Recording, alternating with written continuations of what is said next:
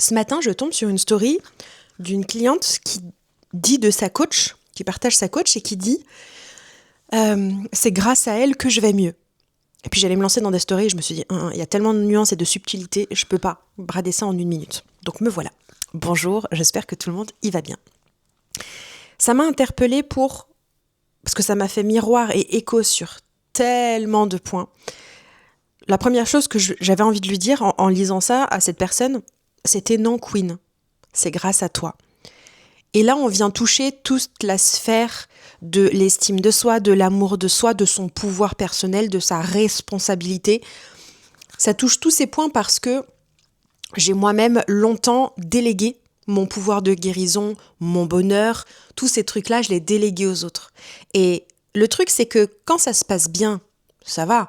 On se dit, putain, c'est grâce à elle, c'est grâce à cette méthode, c'est grâce à cet outil.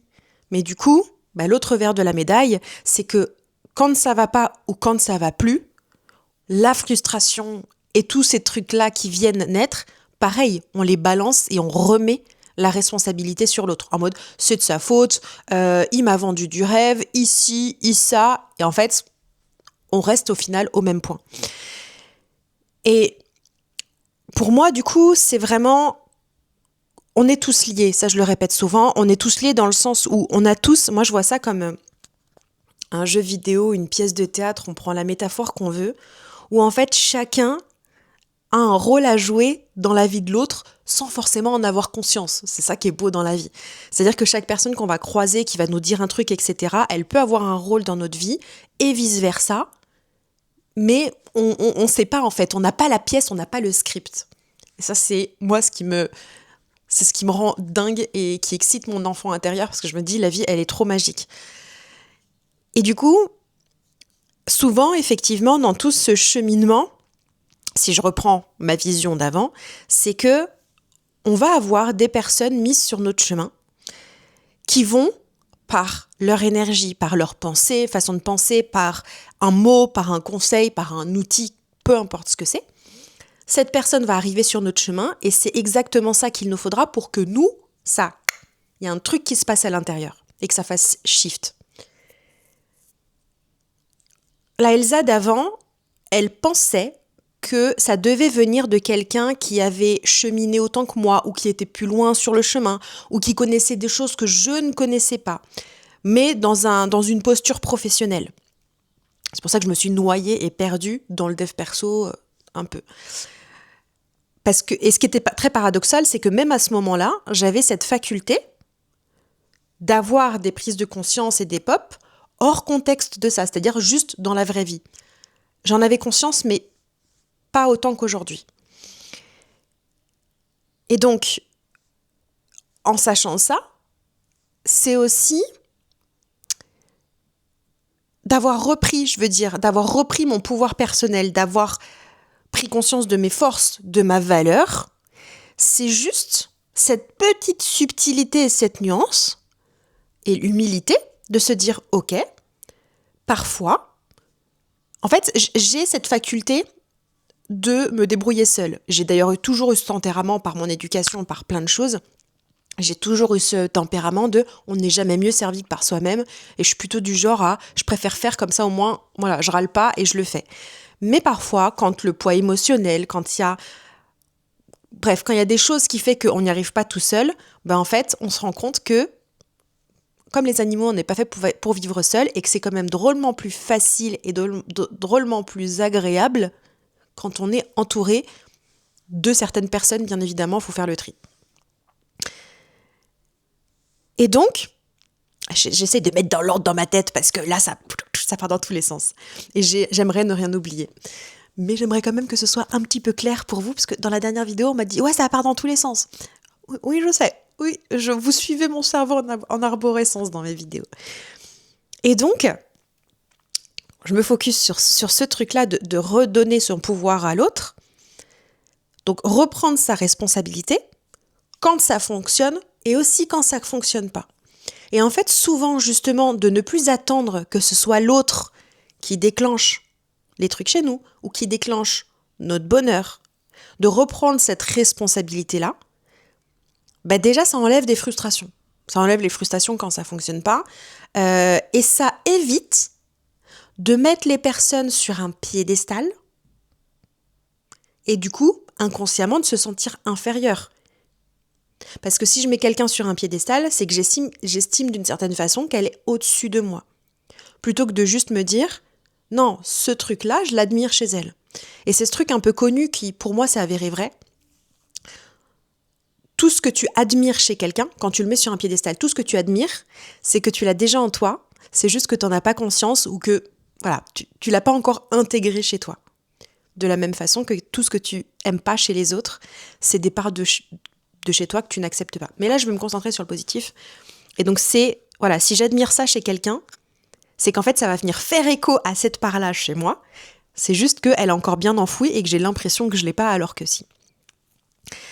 Et donc, en voyant cette story, j'avais vraiment envie de lui dire, Queen, c'est toi. Cette personne a été la personne qu'il te fallait à ce moment-là pour que tu te rendes compte que tu pouvais changer ta vie. Mais ça reste toi. Garde cette valeur pour toi. Et c'est un peu ce truc-là. On me met 1000 personnes devant moi. Chacune avec son énergie, chacune avec ses méthodes, sa vie, ses expériences, etc. Les 1000 personnes ça va pas matcher avec les 1000 personnes et les 1000 personnes ne vont pas être un déclencheur pour moi dans ma vie. Ça va être certaines. C'est le but de la vie. On est tous différents et en fait, on va matcher. Voilà, il y a des groupes qui vont matcher parfois pour un truc, parfois pour un autre. Et c'est comme ça, c'est la vie. Et il y a aussi ce truc-là, parce que l'avantage, c'est que moi, j'ai les deux facettes. C'est-à-dire que j'ai moi-même mis des gens sur un piédestal, je leur ai remis mon pouvoir de guérison, je leur ai mis cette responsabilité sur le dos. Mais comme j'accompagne également, j'ai aussi eu l'effet inverse, qui fait que, alors moi j'ai toujours détesté, mais parce que je ne m'estimais pas, je ne m'aimais pas, et j'ai encore un peu du mal parfois, quand on dit des choses merveilleuses sur moi, ça me gêne, ça m'a toujours gênée. Parce que ce qui est inné chez moi, j'ai l'impression que c'est pas énorme. J'ai compris aujourd'hui que si, ce qui paraît inné chez les gens, en l'occurrence chez moi, ce qui est inné chez moi et j'ai l'impression de pas savoir comment faire et du coup je me sens pas légitime parce que je me dis mais je sais même pas comment je fais pour que tu ailles mieux en ma présence, pour que je vais te dire 2 mots et ta vie elle va être plus claire, etc. C'est des choses que je maîtrise tellement pas, je sais tellement pas me l'expliquer que j'avais du mal à recevoir moi des compliments là-dessus. Donc je glisse quand même la parenthèse. Moi c'est une croyance très très forte que j'ai, que ce qu'on est venu apporter sur cette terre, c'est justement ce que les gens nous font en retour et que pour nous, genre, on est là, genre, mais je sais pas comment j'ai fait, enfin, c'est inné chez moi, j'ai l'impression que ça me demande aucun effort, je sais même pas comment je fais. C'est exactement ça, notre force sur cette terre. C'est une croyance que j'ai, qui s'est avérée plutôt vraie depuis que je l'ai en tête et que je regarde autour de moi. Cadeau, si jamais. Mais ce cadeau, il est difficile à accepter parce que justement, on a l'ego qui vient dire « Non mais attends, t'es pas légitime, t'as pas travaillé dur pour ça, enfin tu sais, cette notion de mérite. » Parce qu'on est dans une société, on est tous conditionnés à « Il faut travailler dur, il faut que tu sois expert et que tu aies du coup bouquiné pour avoir cette expertise. » Alors que justement, ce qui est inné, c'est contre nature de tout ça. Donc, c'est notre plus grand cadeau sur cette terre et l'exercice pour moi, pour l'accepter, c'est justement de discipliner cet ego et de lui dire « Non mais justement, c'est justement parce que j'ai pas eu à le travailler et que c'est inné chez moi et que c'est ce qu'on me fait majoritairement en retour, c'est ma patte. C'est pas parce que c'est facile pour moi que ça l'est pour les autres. Au contraire, c'est mon truc facile, c'est ma force, que d'autres pourront travailler s'ils ont aussi envie de l'avoir. Chez moi, c'est inné, c'est vraiment ma force, ce qui me caractérise au plus profond de mon âme. Et je sais que c'est difficile à accepter, donc. Mais voilà, cadeau. Et donc, je disais, moi, quand j'accompagnais et que j'avais des retours, vu que j'avais l'impression de « mais j'ai rien fait, enfin, on a juste parlé, moi, je t'ai juste souhaité, j'ai posé des intentions pour toi, mais… » Du coup, je rejetais, mais parce que non-intégration de ça. Mais j'ai compris avec les années que je rejetais aussi parce qu'il y avait une part de moi qui refuse d'être mise sur un piédestal, justement parce que je veux que chaque personne comprenne à quel point elle est merveilleuse. Dans mes canaux ouverts, j'ai toujours eu cette capacité à voir le positif chez les gens. C'est-à-dire que je vais sentir leur force, je vais sentir en quoi ils sont exceptionnels. Je vais un peu avoir Avant, je disais, je vais avoir le flash de après, mais c'est pas le après. C'est vraiment, j'ai le flash de ce qu'ils sont, du diamant qui est à l'intérieur d'eux et dont souvent ils n'ont pas encore conscience. Et moi, mon job, c'est de faire remonter tout ça et te montrer à quel point t'as un diamant aussi merveilleux que moi, avec ta couleur et ta taille bien à toi. Et c'est juste que voilà, dans mon diamant, moi, j'ai effectivement cette possibilité de déclencher en toi tout l'amour que tu peux avoir, de la clarté, enfin voilà, tout ce que je peux offrir quand j'accompagne des gens. Et en fait, ça demande aussi beaucoup d'humilité et c'est une substance, à chaque fois je fais un mix entre subtilité et nuance, c'est une subtilité et une nuance très très fine quand on accompagne parce que c'est de se dire, j'ai conscience que j'ai tout ça. J'ai conscience que tout ça peut énormément aider les gens. Mais je ne dois pas tomber dans l'ego de penser que c'est moi, Elsa, la seule et unique qui peut t'apporter ça. C'est remettre le curseur en mode ne pas dénigrer mes forces, c'est-à-dire ne pas être non, voilà, comme j'ai pu faire, de se dire ok, ça c'est mes forces. Je sais que je peux aider certaines personnes, ceux avec qui, voilà, pour qui la vie fait que je suis la bonne personne, pas qui va les sauver, mais qui va permettre de déclencher certaines choses chez eux, mais en gardant le curseur, de ne pas tomber dans l'ego, de se dire je suis exactement la personne qu'il vous faut, c'est moi, personne d'autre. Parce que je peux avoir 1000 personnes dans ce sens-là, je peux faire l'exercice dans ce sens-là, je peux avoir 1000 personnes devant moi, je ne pourrais certainement pas aider les 1000 personnes. Parce que dans ces 1000 personnes, il y aura peut-être une dizaine, une centaine, pour qui je serai l'élément déclencheur envoyé par la vie, pour que eux fassent leur job, parce que c'est leur responsabilité, mais on ne pourra jamais aider tout le monde. On s'aide les uns et les autres. Et je trouvais que c'était important de le rappeler parce que j'ai trop donné mon pouvoir personnel, j'ai trop remis entre les mains des autres le pouvoir de guérison. Et en fait, c'est un bullshit à soi-même parce que c'est être en mode vas-y, j'ai payé, j'attends. Ça peut pas le faire. C'est comme si, la métaphore, l'exemple qui me vient à la con, c'est comme si t'allais aux courses, t'achètes les plus bons aliments de qualité qu'il y a sur Terre, tu les poses sur le plan de travail et que tu dis vas-y, cuisine. Bah ouais, j'ai acheté les aliments. Maintenant, faites le plat. Non. C'est toi qui achètes les aliments et c'est toi qui vas cuisiner. Et en fait, c'est uniquement toi qui va faire en sorte que c'est bon ou c'est pas bon. Et ça va peut-être pas être bon du premier coup, puisque c'est comme tout, il va falloir refaire la recette encore et encore jusqu'à ce qu'il y ait la recette, pas qui soit bonne, qui te convienne selon tes goûts. Et moi, peut-être que dans ta vie, je serai juste la personne qui sera derrière toi, ou enfin à côté de toi, dans ta cuisine, et qui pourra te donner des conseils en fonction de ce que je ressens, en fonction de ce que je sais en cuisine. Du coup, ça te permettra de tester ce que moi j'ai testé pour voir si ça marche pour toi aussi ou pas, ou te rendre compte justement que mes conseils, en fait, mes conseils ne sont pas bons pour toi parce qu'en fait, toi, t'es différent. Enfin voilà, c'est vraiment dans ce cheminement de, en fait, je suis juste là pour t'apporter mon expérience ou quelque chose, ou peut-être juste, en fait, je vais pas parler du tout pendant la recette, mais je vais être à côté de toi et je vais te soutenir et je vais, sans rien dire, t'envoyer de l'amour et une espèce de force que tu sentiras parce que je serai à tes côtés, et ça te suffira à te sentir en confiance parce que c'est exactement à ce moment-là ce dont tu auras besoin. Je prends cette métaphore il y a cette métaphore de cuisine qui est venue, mais en fait elle est tellement parlante, c'est exactement ça.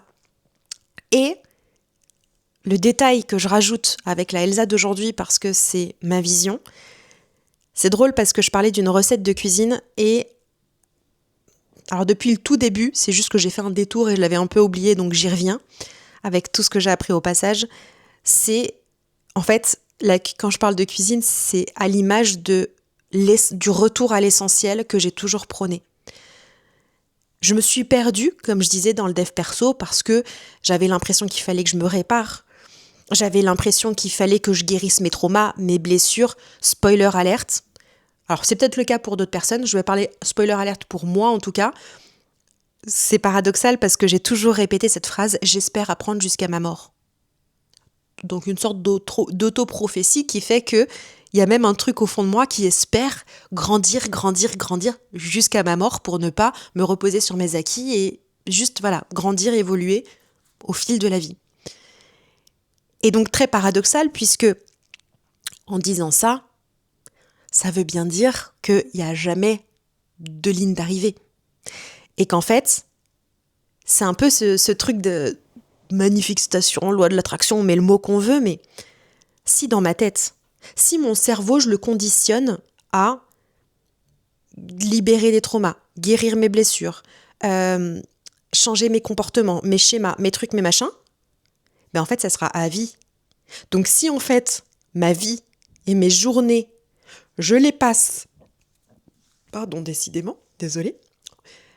je les passe à mettre mon énergie et mon temps à me dégager de tout ça, ma vie va être drôlement fatigante. Et l'année dernière, ça a été une année aussi belle en surprise et gratitude que down, où j'ai vraiment, je pense, clairement vécu des épisodes dépressifs sur la durée. Et encore jusqu'à ce début d'année, où j'étais fatiguée, déprimée, triste, enfin voilà, les symptômes un peu classiques de la dépression. Et en fait, le travail tout du long, ça a été de me lâcher la grappe avec ça. Justement, de me débarrasser de ce que j'avais construit sur les 2 dernières années, c'est-à-dire être en hyper-vigilance de ce que je dis, de ce que je fais, de tout ça là, de ce que je dis, ce que je fais. Je l'avais même pas encore fait, qu'il y avait le hamster qui est en train de tourner dans sa roue, en train de réfléchir à la prise de conscience, le truc, le machin. Et en fait, non seulement c'est épuisant, mais en fait, du coup, je ne vivais pas ma vie, puisque j'étais en train de l'analyser en amont, pendant et après. Donc j'étais juste en train d'analyser. Donc je suis passée des bonnes trentaines de mes premières bonnes trentaines d'années en mode survie. Voilà, j'avais aucune conscience de rien, j'étais en mode survie, pilote automatique, je vis ma vie avec des beaux moments, des beaux souvenirs, et des chaos. Et juste, voilà, je les vivais. Et ce mode survie, je pense qu'au final, il était quand même plus sain pour mon organisme et pour moi que quand j'ai baigné dans le dev perso. Puis est venu ce moment où je me suis dit non, voilà, il y a des choses qui sont plus OK, je veux changer des choses, je ne regrette rien, mais du coup, je suis passée justement dans parce que moi, c'est tout ou rien. Voilà. Je sais pas s'il y en a d'autres comme ça ici, mais moi, c'est tout ou rien. Je suis un peu, voilà, c'est quand j'aime, puis après, j'aime plus, mais je sais pas faire en demi-mesure. Donc, du coup, je suis tombée dans cette marmite du dev perso, je suis tombée dans tous ces mécanismes, et en tombant dans tous ces mécanismes, donc je suis tombée dans cette espèce de cercle vicieux de, en fait, je vis plus ma vie, je suis juste en train de m'analyser et de nourrir mon esprit avec des compréhensions, des trucs, des machins. Spoiler alert, donc je disais, ça n'a absolument pas changé ma vie, à part que ça a nourri ma soif d'apprentissage, ma curiosité, et de me dire, ah putain, je comprends, mais oui, transgénérationnel, ça vient de là, ça vient de là, ça vient de là, and so what? J'ai tout compris, mais ma vie, elle est toujours pareille. J'ai quand même évolué, j'exagère et je le pousse à l'extrême. Bien évidemment que j'ai eu des belles surprises au passage, sinon c'est pas drôle. Il faut quand même que dans tout ce lot, voilà, j'ai eu des très belles surprises, des très belles opportunités, j'ai pu changer de vie, j'ai quitté mon CDI, donc il y a eu plein de belles choses. Mais pour moi, je le prends comme, voilà, gratitude, t'es en train d'investir, t'es en train de bosser sur toi, mais ce qu'il en ressort, c'est que, voilà, t'as compris plein de choses, mais c'est pas spécialement ça, c'est plus la vie qui t'a remercié de ton travail ardu, mais c'est pas d'avoir compris tout ça. Oui, il y a effectivement, je la refais, d'avoir conscience de certaines choses est pour moi important dans le sens où c'est juste que quand il va nous arriver certaines choses, on va penser à ça, mais il faut pas en faire une quête. Faut assouvir sa curiosité si on aime ça, parce que moi j'aime ça. Donc en fait, ce qui m'a permis de tenir, c'est qu'en fait j'aime apprendre, j'ai une curiosité dans tout, et donc là c'était juste, putain, j'ai une curiosité pour ma personne. mais ne pas tomber dans cette addiction, parce que c'est clairement une addiction, au même titre qu'une drogue, que le sucre, que je ne sais quelle autre drogue, alcool, peu importe. Le dev perso, pour moi, ça a été une drogue. La seule, parce que voilà, j'ai pas eu d'autres addictions. Mais c'est clairement, ça a été pour moi une addiction que j'ai, donc pendant cette année de dépression, j'ai eu un sevrage de tout ça. Et pour revenir au sujet initial, c'est que quand j'étais tombée justement dans cette addiction du dev perso, j'avais mes dealers. Voilà, j'avais l'impression qu'il me fallait mes dealers pour que j'ai cette dose de « ok, je veux apprendre sur moi, je veux truc, je veux machin ». Et ça a été de me dire « je ne veux plus de dealers. Je veux des gens qui sont mis dans ma vie, que ce soit leur métier ou pas, qui vont, parce que le destin en a décidé comme ça, voilà, ça va faire des pop-up ou des situations, des personnes ou des situations, mais je ne veux plus être accro au dealer pour vraiment me dire, allez, je vais voir ce dealer de dev perso, de guérison, de transformation, de ce qu'on veut. J'ai besoin d'aller voir ce dealer pour avoir ma dose de dev perso et nourrir cette croyance que j'ai besoin de ça pour aller mieux, pour être heureuse, pour truc, pour machin. Donc, tout ça pour dire que cette story, j'avais vraiment envie de dire à cette personne, et j'en sais rien, hein, peut-être qu'elle est vraiment dans ce mood-là et que c'est moi qui l'ai interprété parce que ce qu'elle a dit, je l'ai déjà dit ou je l'ai entendu justement de personnes que j'accompagnais. Mais j'avais trop envie d'apporter ça ici, cette distance en fait, avec les autres d'une certaine façon et le pouvoir qu'on leur donne dans notre vie. On a toujours le pouvoir, on est toujours les seuls. Voilà, on est les seuls, c'est bateau comme phrase, mais on est les seuls à pouvoir changer notre vie, on est les seuls à... Nuance, on est fait pour vivre ensemble et c'est effectivement les autres qui vont être nos super compagnons dans notre pièce de théâtre qui vont nous aider à cheminer plus vite. Tu sais, c'est vraiment... Moi, j'ai vraiment cette croyance que seul, on va vite. Tu sais, c'est l'expression, c'est seul, on va vite, ensemble, on va plus loin, ou je sais pas quoi. Moi, c'est vraiment ensemble, on peut aller très vite et loin. Et je vous dis ça parce que j'ai passé, il y a une semaine, un week-end en Normandie, j'avais besoin de sortir d'ici, de m'aérer. Et donc, je pars et on a passé, avec la personne, des heures et des heures sur tout le week-end. On a passé des heures à refaire le monde, à parler de sujets qui, moi, m'animent, un peu philosophie, psychologie humaine, etc. Et en fait, ça faisait donc plus d'1 an où je tournais en rond. Ma seule priorité, c'était prendre soin de moi parce que je sais que c'est exactement ce dont j'avais besoin. Mais je commençais à fatiguer parce que j'avais plus rien qui venait me nourrir, me stimuler, ma petite lumière intérieure pour des projets, etc. Et en fait, c'est ce week-end à papoter, refaire le monde, faire une pêche au canard dans le parc de l'hôtel. Il y a eu plein de belles surprises comme ça. Et c'est exactement ça qui m'a fait un truc à l'intérieur de moi que je ne saurais expliquer et qui fait que, en fait, là, sur Mars, il y a des choses qui sont en train de débouler et qui m'excitent. Et en fait, je vais y aller, peu importe où ça mènera. Ça m'a ramené cette espèce de petit élan à l'intérieur que j'ai cherché, enfin, pas que j'ai cherché, mais que je fatiguais de ne plus voir venir depuis un peu plus d'1 an. Donc c'est aussi, voilà, j'avais aussi envie de partager ça pour, si vous traversez ça, moi je sais qu'un des trucs qui m'a le plus aidé sur cette dernière année, c'est la foi. Et vraiment vivre ma vie un max dans l'instant présent. Même si c'est difficile, me dire tout est parfait, tout est pour le bien. Viendra le jour où. Bien sûr, parfois il y avait des interférences en mode putain, je suis fatiguée, je suis truc, allez, s'il te plaît, mon Dieu. Ça fait partie du game. Mais toujours y croire, la foi, c'est pour moi ce qui m'a permis de tenir, clairement. Donc, tout ça je vais conclure en disant que oui, on a besoin des autres. On n'est pas fait pour vivre seul. Rien que le fait de parler avec quelqu'un, parfois c'est pas tant la personne, mais juste de le verbaliser. On va se faire des auto-shifts. On aurait pu avoir n'importe quelle personne en face, de lui avoir dit ça va nous faire des auto-shifts. C'est pour ça que pour moi, on a tous besoin les uns des autres et d'être avec des personnes avec qui on se sent en sécurité, en confiance, tu sais, où il y a de l'amour, où en fait on sent qu'on peut se sentir en sécurité. Pour moi, c'est une des choses qui est le plus précieux de nos jours.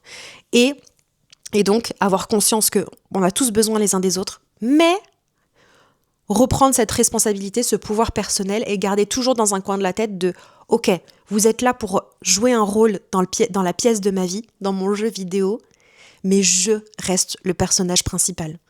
Je suis la personne la plus importante du jeu ou de la pièce. » Et c'est pas de l'ego, c'est juste que c'est ma pièce, mon jeu vidéo, et ça compte autant que ta pièce, ton jeu vidéo, parce que toi, dans ta pièce et ton jeu vidéo, tu es le personnage principal.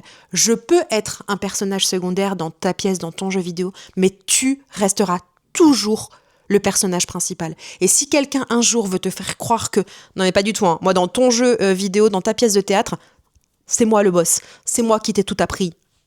Red flag. Red flag, c'est pas quelqu'un qui te veut du bien. Quelqu'un qui te veut du bien, il a conscience que c'est le personnage principal de sa vie, de son jeu, de sa pièce de théâtre. Il a conscience qu'il peut jouer un rôle un rôle dans ta pièce ou dans ton jeu, mais tu resteras toujours le personnage principal. Et quelqu'un qui t'aime vraiment et sincèrement sera juste trop content de tout ce que tu pourras faire en tant que personnage principal, au même titre que moi, je suis hyper heureuse quand des gens sont contents pour moi, qu'en fait juste je joue mon rôle et que ça les dérange pas. Hein, quelqu'un qui veut pas que tu brilles, c'est pas ouf. Donc voilà, bon, je vais terminer là-dessus. En attendant, je vous envoie une pluie de love, je vous envoie plein de bisous cœur et je vous dis